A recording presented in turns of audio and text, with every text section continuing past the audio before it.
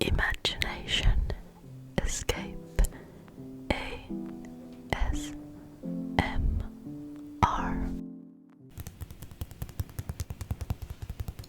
Hello, my lovelies. Today I wanted to make a video about the books that I have read in July. This is the first this kind of a video that I'm making, but I've really been enjoying watching some book YouTubers talk about the books that they've read, and I thought I would give this a go. Yeah. So I'm just gonna quickly show you the books. There's something stuck on one book's cover. Yeah, I'm gonna show them to you quickly, and then after that I'm gonna go more in depth about each book. Also, I tried to do something different with my hair today. I am aware that the ponytails look kind of sad because I have really thin hair, but I wanted to do something different because the back of my mullet is now long enough for me to tie it up and everything. And I also put these cute hairpins, cute pins on my hair. So yeah. But anyway, so I read 3 books in July, and the first one is Ball Lightning by Lucian.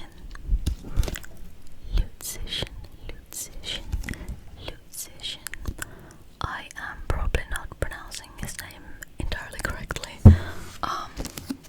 but yes, I read this book, Ball Lightning. I actually read the Finnish translated version, which is Pallosalama,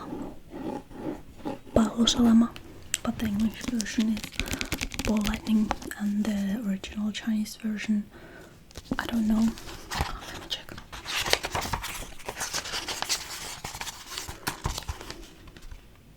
Okay, it only says the Chinese original Qiu Chuang Shandian. I don't speak Chinese, so I have no idea how that is pronounced. But yeah, it's the first book that I read. And then the second book that I read is Iron Widow by... Damn, I forgot to check the authors, how the author's name is pronounced. But yeah,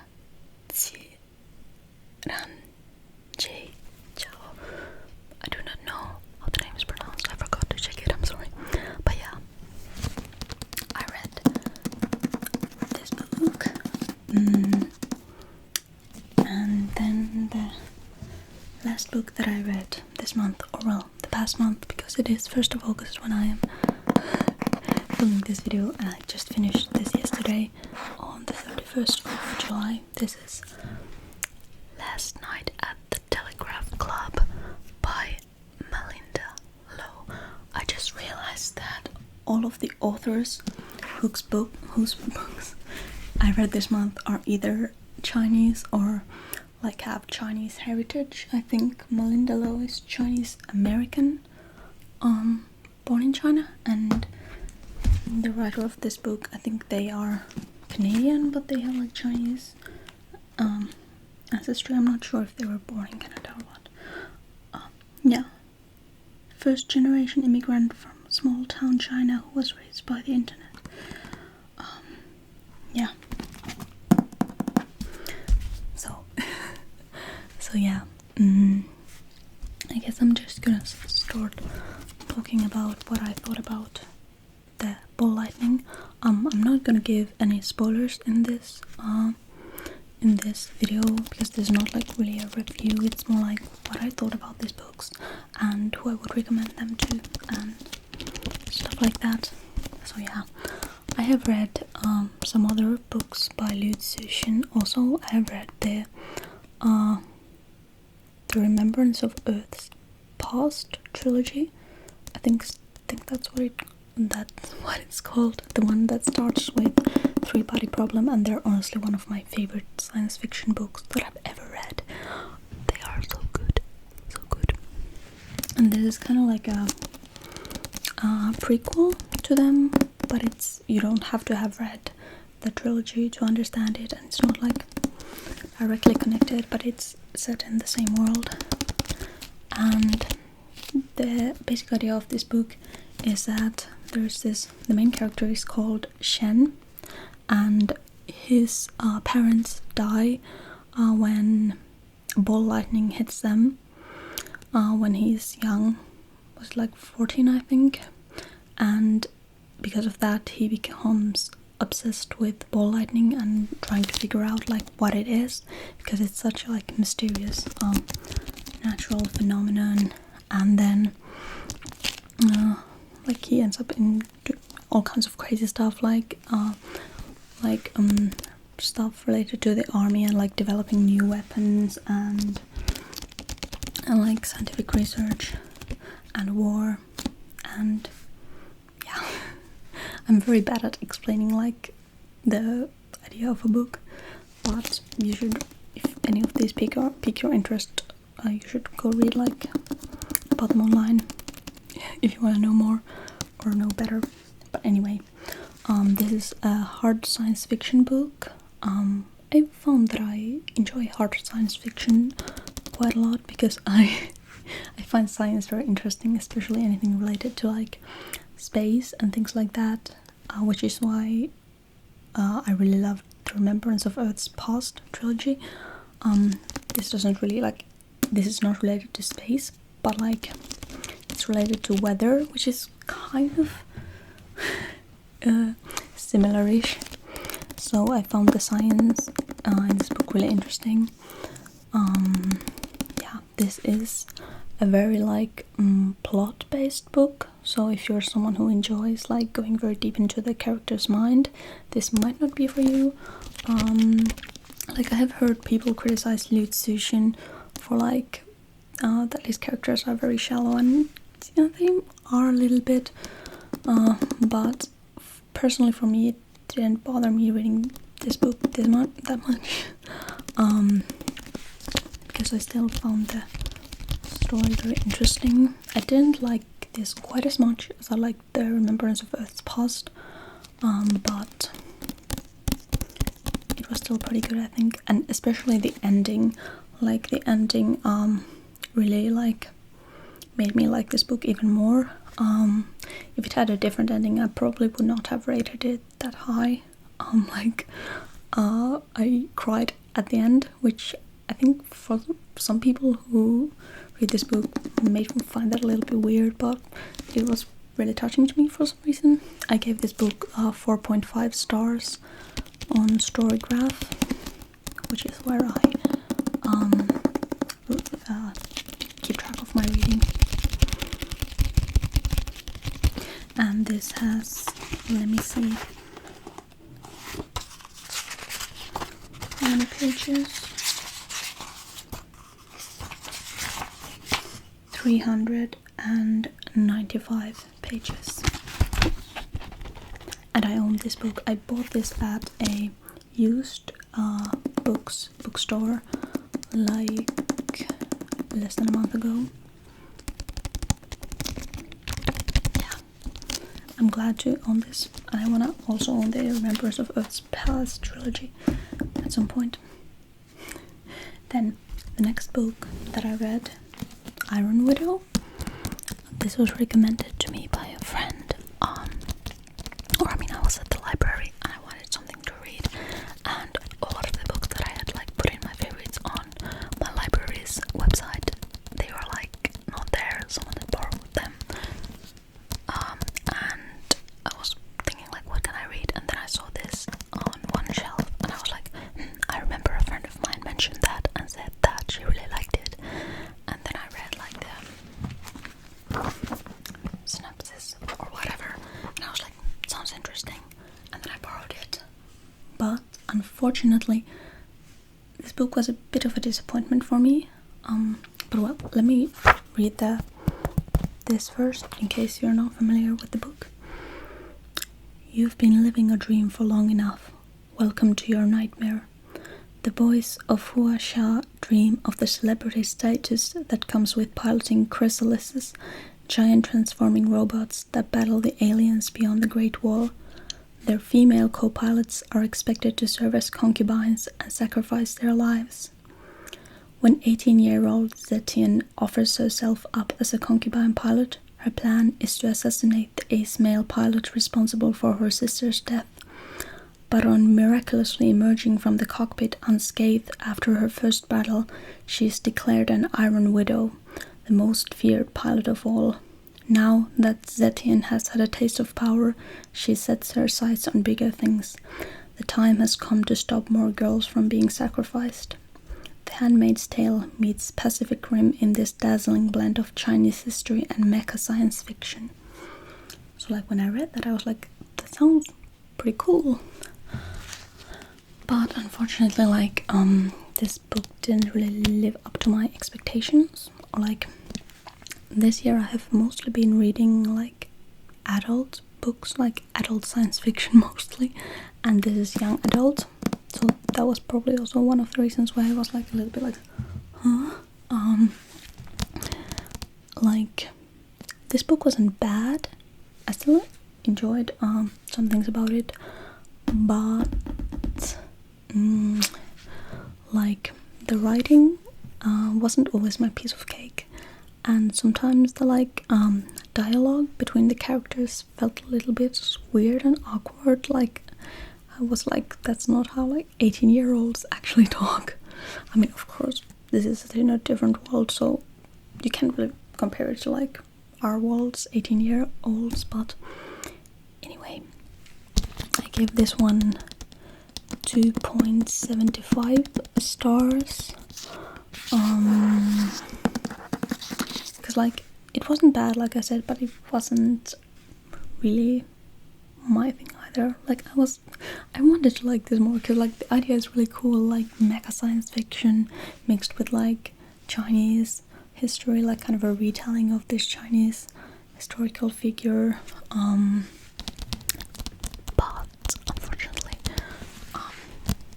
it was not my favorite. But I think if you're looking for something like really adventurous and quite fast-paced, and you like history, you like science fiction, you like young adult books, you could really enjoy this, I think.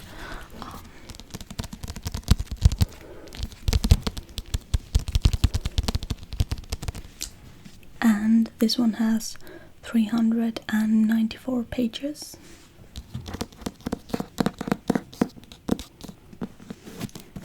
This one also has like the story continues in a second book, and I think maybe there's a third book coming, and I'm not really sure. Like, I was thinking like maybe I could read the second book, but to be honest, like I was kind of fighting to finish this book. Like, it just like, it's fun, but at the same time it didn't, like, the timing felt a little bit weird at some points, and like the pacing was a little bit off sometimes. I feel like some really important things, they just happened like really fast, and it felt kind of like anticlimactic.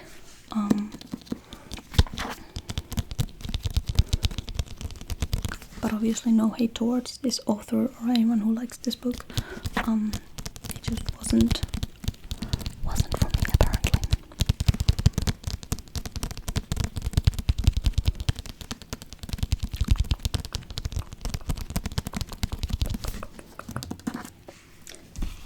Then the last book that I read this month is Last Night at the Telegraph Club by Melinda Lowe. And this is also a young adult book, and it is a historical romance. Let me read you the explanation here. That book, it was about two women and they fall in love with each other. And then Lily asked the question that had taken root in her, that was even now unfurling its leaves and demanding to be shown the sun. Have you ever heard of such a thing? 17-year-old Lily, who can't remember exactly when the question took root, but the answer was in full bloom the moment she and Kathleen Miller walked under the flashing neon sign of a lesbian bar called the Telegraph Club. America in 1954 is not a safe place for two girls to fall in love, especially not in Chinatown.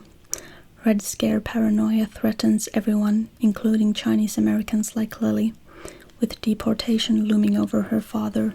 Despite his hard-won citizenship, Lily and Kath risk everything to let their love see the light of day.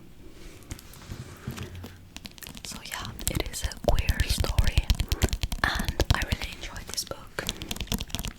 I really liked it. It was really touching, and I gave it 4.5 stars. 4.5 stars. The only thing that I was a little bit like disappointed about was that the ending for me, it was like, it wasn't the best. It was kind of like meh, I let down the way the ending was written, but it wasn't like, it wasn't bad, but I was just kind of like, oh, that's it. But you know, overall this book was so good that I gave it 4.5 stars. I really liked the way it was written, and at some point I was crying so much because, like, oh my god, you can probably imagine, like, lesbians in the 1950s. It's not like an easy. It was not easy to be a lesbian in the 1950s. So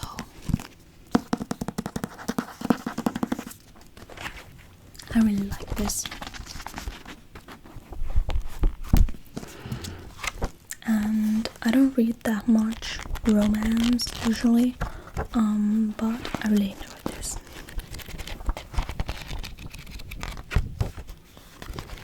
I have to see if this writer has more books, because I would definitely read more.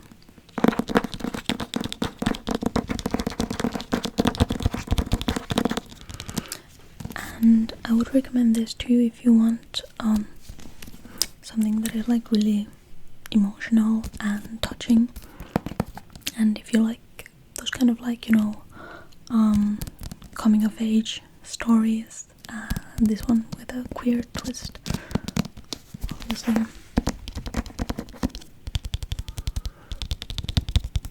Yeah, but this, you know, it also has hope in it, so it's not just like, it's not a super sad book or like a super horrible book, but it does have, like, you know, those real things that real LGBTQ plus people struggled with in the past. And I mean, still some things like that happen nowadays, but you know what I mean. Hopefully you know what I mean. I feel like I don't know if I've made this video in like the correct way. I've just kind of been like rambling my thoughts about these books. I would like to make more videos like this in the future, where I like talk about the books that I've read. But if you like watching videos like this, please let me know if it's fine if I just like ramble about whatever comes to my mind about the books that I've read, or if you would like to see something like a bit more structured. And yeah, I love the characters in this book. I love Lily and Kath.